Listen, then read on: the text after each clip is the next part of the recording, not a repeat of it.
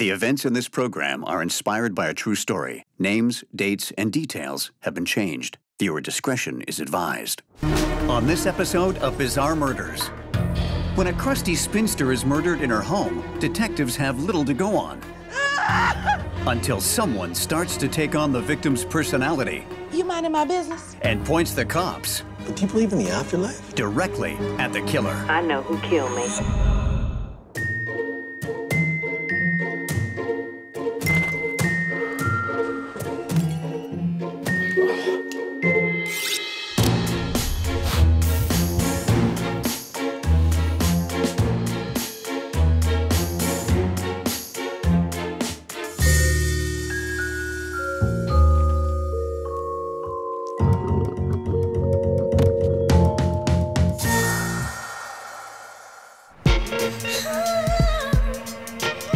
New Orleans, Louisiana, 2010. Firemen respond to a 911 call when neighbors notice smoke billowing out from under an apartment door.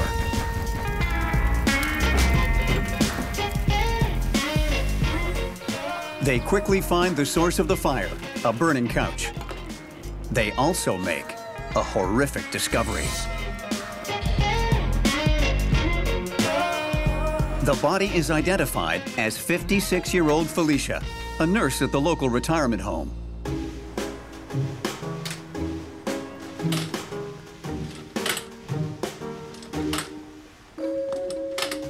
Henry, back in your room. It's lunchtime. You're too skinny. You need to eat. Go on. Get. Her abrasive, tough love style of nursing doesn't always sit well with her colleagues. You minding my business? Because I don't need my business minded by you. But that doesn't seem to bother her. Fear and grudging respect keep them quiet.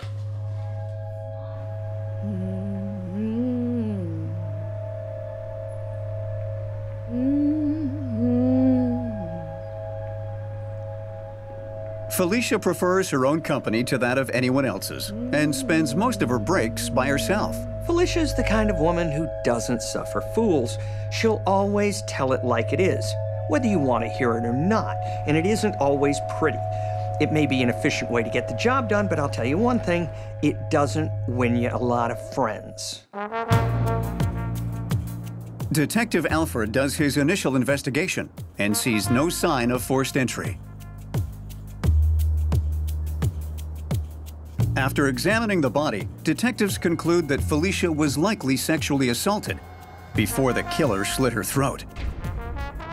And while the apartment has been ransacked, there's no evidence that anything has been stolen. There's a lot of evidence at the crime scene, but none of it is adding up. It looks like Felicia likely let her killer into her apartment, which means she knew him. But the motive doesn't seem clear. If it's a robbery gone bad, then what did they take? If it's a sex crime, then why did they toss the apartment? Either way, at least one thing is clear. The fire was an obvious attempt to destroy the crime scene. The autopsy report reveals Felicia didn't have any carbon monoxide in her lungs, which confirms the detective's suspicion that the killer slit her throat, then set the fire to cover his tracks. I'll be damned. He also learns that Felicia was a virgin, which means she wasn't sexually assaulted. Okay, well, this kind of puts a new spin on the 40-year-old virgin, doesn't it? Well, despite the fact that good old Felicia wasn't lucky in love, it's a solid clue for detectives because they can rule out sexual assault as a motive, which leads them with nothing. Nothing at all. In an attempt to find out everything they can about Felicia's life, they track down her closest relative, her cousin Ray. Hi, this is Detective Alfred calling. We're investigating the murder of your cousin Felicia. He tells them Felicia was a spinster who had a very small circle of friends. And even at the retirement home where she worked, she mostly kept to herself. Well, thank you very much. Have a good day. Hoping to learn who might have a grudge against Felicia, Detective Alfred visits the retirement home where she worked. I'd like to ask you a couple of questions about Felicia. Felicia? She was, how do I put this? Focused. So I've heard. Now, what were routines like? Was anything strange about her? It was like clockwork. Every morning she arrived 15 minutes early for her coffee. Same egg salad sandwich with tomatoes for lunch. Same afternoon cigarette breaks. Just enough time for 2 ciggies, she always said. All right. I can show you where she always took her breaks. People have their routines, sure, but Felicia was highly regimented and she rarely strayed from her schedule, which can be a good lead for investigators. It not only makes it easy for them to track her movements right before she was killed, it limits the amount of people she may have had contact with. And that, my friends, if you follow my logic, limits the number of suspects. Is there anything else you can tell me about her? Just as Detective Alfred wraps up his interview, Letitia spots something strange. Oh my God, it's her! Who? Felicia!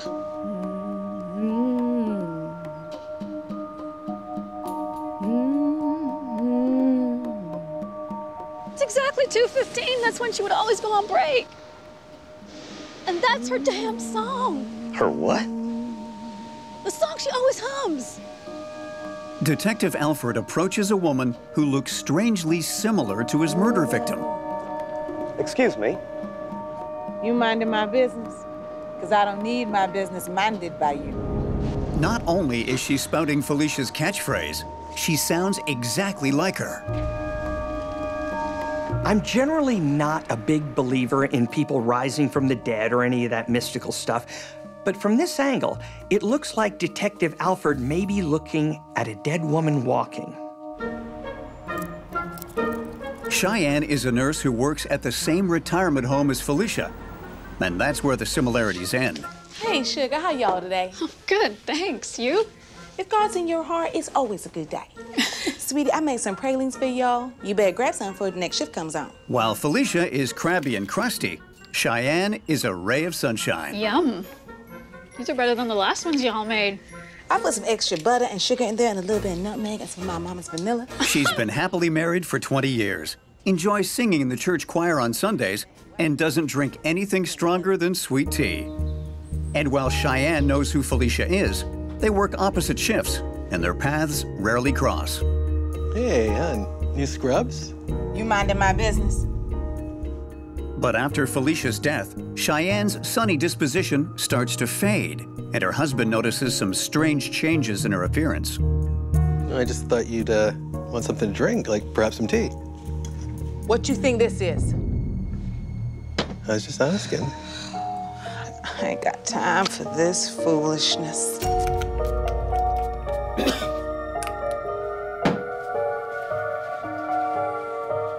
Cheyenne's colleagues also notice the change. Good morning, Cheyenne. Not from where I'm standing. You know, I'm sick and tired of all your cheerfulness and all your happy, joy foolishness. I'm at work, you're at work, and worse, we're here together.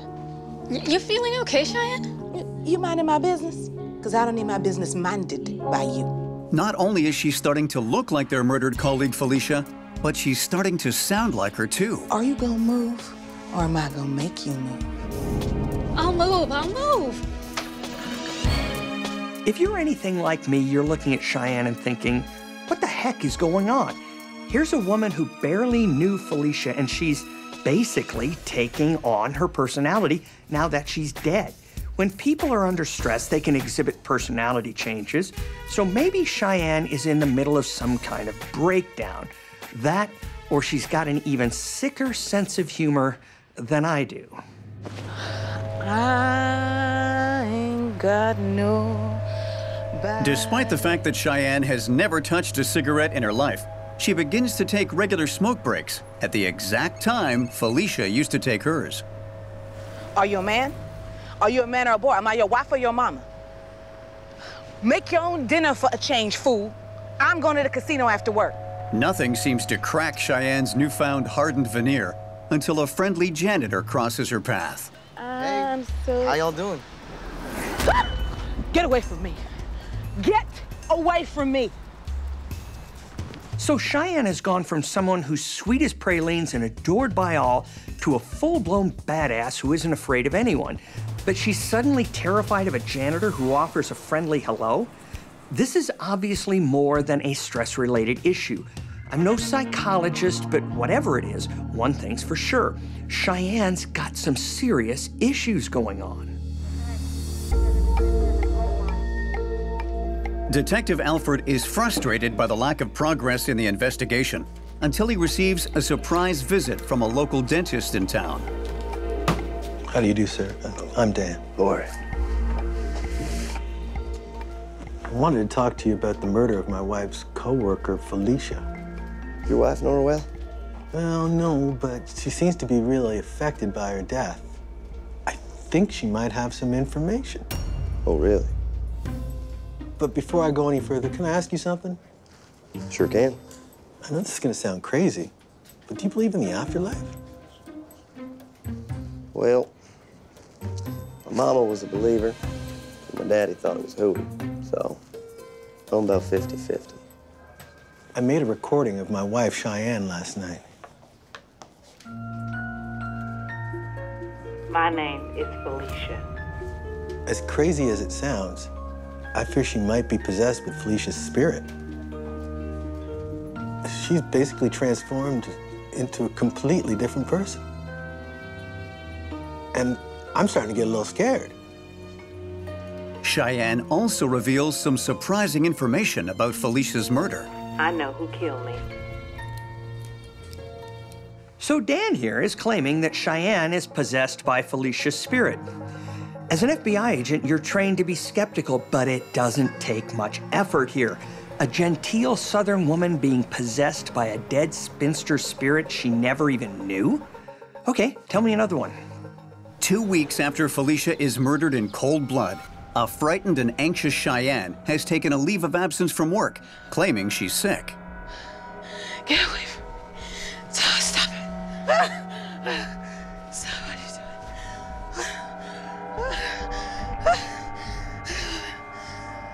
Hi, Cheyenne. I'm Detective Alfred. Your husband here tells me you may have some information on Felicia's death. My name is Felicia. This is serious business. He's murdered me! He's murdered me! Help me, please! Who? Bruno Beaumont! Who's that? I have no idea. Okay, I've seen The Exorcist. I get it. Either Cheyenne is channeling Felicia and pointing the finger at her killer, or she's a nutcase who somehow believes she's become a dead woman. Either way, she's pointing to a potential suspect, and at this point, with no other solid leads, detectives have no choice but to look into it. After questioning Cheyenne's colleagues, they learn that Bruno Beaumont is a janitor at the retirement home where she and Felicia worked.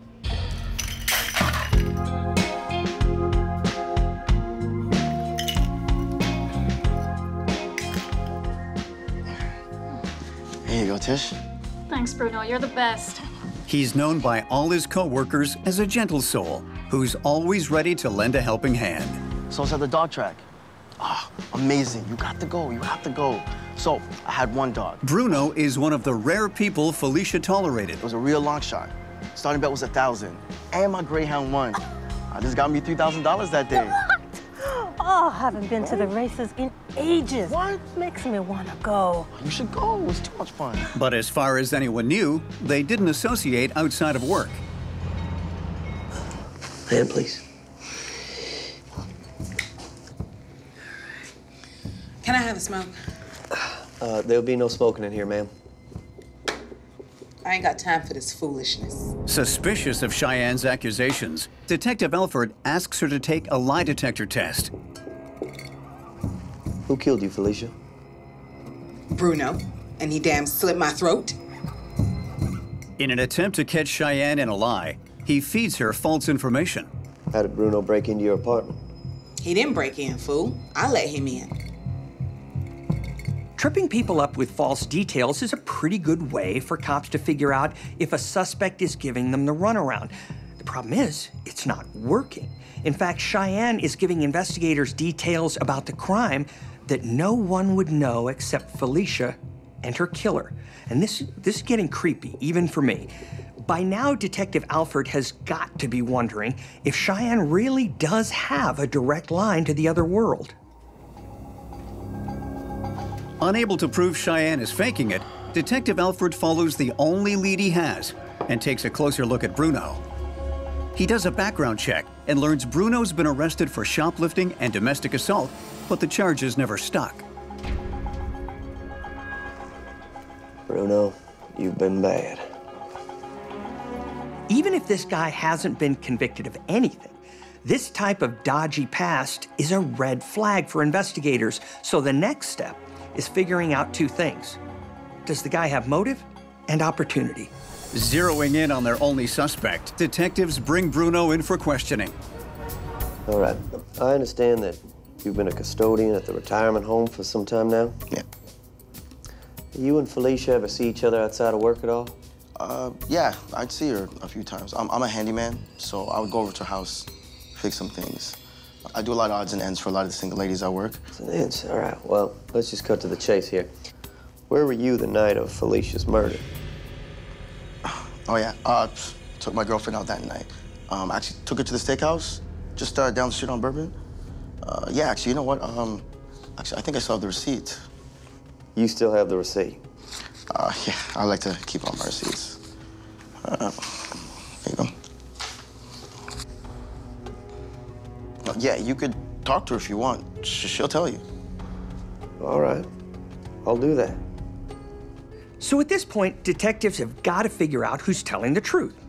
On one hand, Bruno had access to Felicia's apartment, but he also has an alibi. On the other hand, Cheyenne has details of the murder that by all rights, she shouldn't have. One of them's got to break, and it's Detective Alford's job to do the breaking.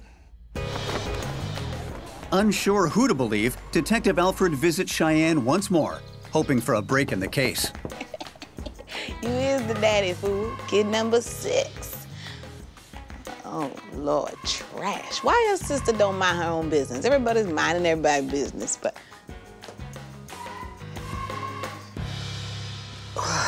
Well, Cheyenne. Why the hell you keep calling me Cheyenne?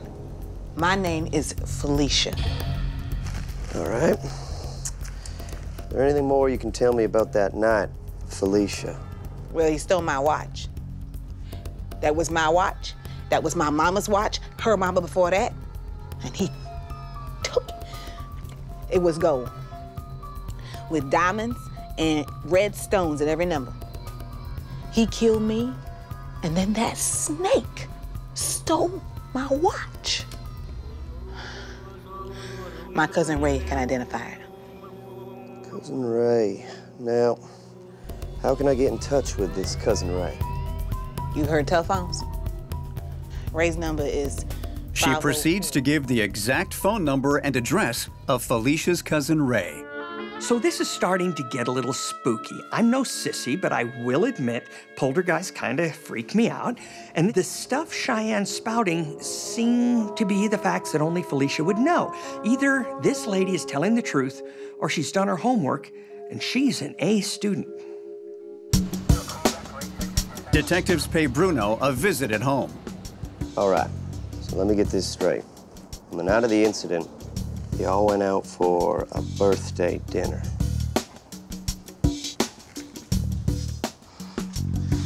See, I told you. His girlfriend reconfirms their dinner date on the night Felicia was killed.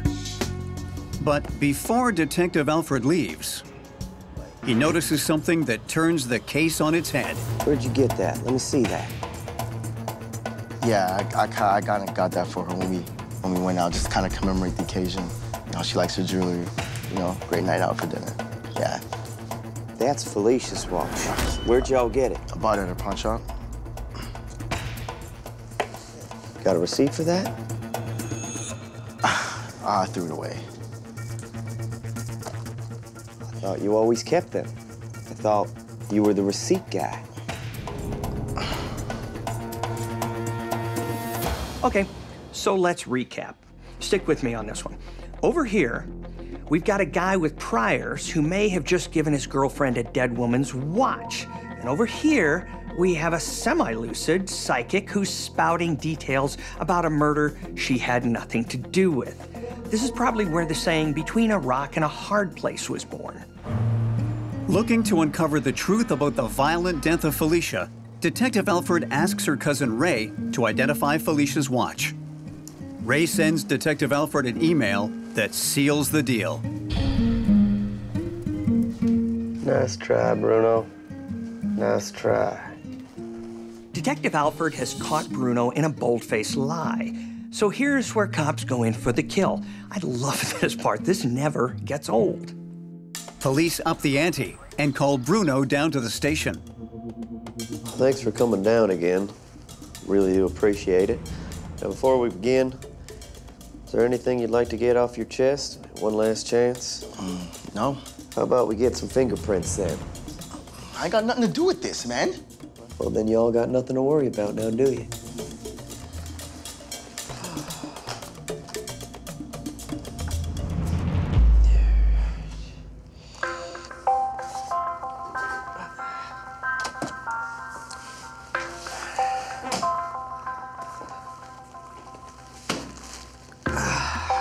Well, what do you know? Looks like your fingerprints are all over the crime scene. I used to go over and fix stuff for all the time. I'm sure my fingerprints are there. Sensing weakness, Detective Alford plays his ace. Would they be on the knife that was used to slit her throat? No. Really?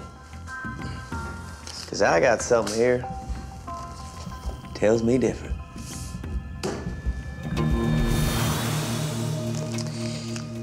Does this sound familiar, Bruno? Why would Bruno want to kill you? Because he had a gambling debt, and I refused to lend him money. Who's that? That's your coworker, Cheyenne. How would she know that? Is there something you want to tell me? All she had to do was give me the money. That's all she had to do. It looks like hearing Felicia's voice talking from the grave shocked Bruno into giving himself up. I'd never believe it myself if I didn't see it for myself. In fact, I still don't believe it. Oh, yeah. I'll pay up. No problem, man. Having gone into debt betting all his money on dog racing, Bruno's finally out of cash. And his bookie comes calling. What, he wanted tonight? Oh, I don't know, man. No. Don't hurt her. Don't hurt her. I'll get it.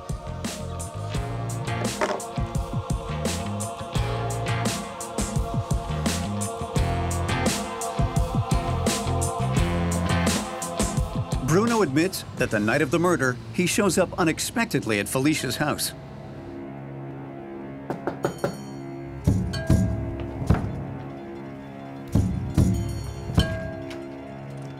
Bruno, what are you doing here? Hi.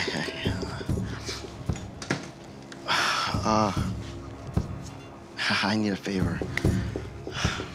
Okay. Bruno tells Felicia he's in a bind. He owes his bookie a wad of cash, and he has to pay up. These people are bad people. I need anything that you can give me. I ain't got no money for you.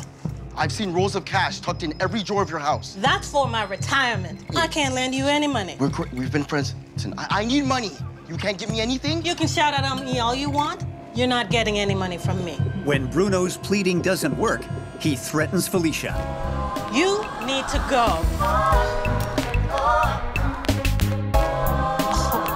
I'm calling the cops on you. When she refuses to give in, Bruno snaps. He kills Felicia. Then robs her. And attempts to cover up the crime. Money is the most common motive for murder, and stupid criminals in desperate situations usually have zero impulse control, which means they wind up making mistakes and getting caught. Bruno didn't go there to kill Felicia, but when she refused to help him, he lost it. So instead of having to deal with his bookie, Bruno's got to deal with a bunch of cops that can put him away for good. These losers will never learn. Bruno is found guilty of murder and sentenced to life in prison. As soon as he's behind bars, the spirit of Felicia stops haunting Cheyenne and starts haunting Bruno. No! No! No! No! No! Even if you don't believe in all this hocus-pocus stuff, the clues given by this so-called possessed woman led cops to the killer. So in my mind, we're left with two explanations. She either outsmarted the cops and solved the murder herself, but was too scared to point the finger at her colleague, or she really was possessed by the spirit of the victim, who used her as a medium to speak from beyond the grave. Look, you don't have to tell me it's cray-cray, like my kids say. Either way you look at it, justice was served. It might just make me a believer.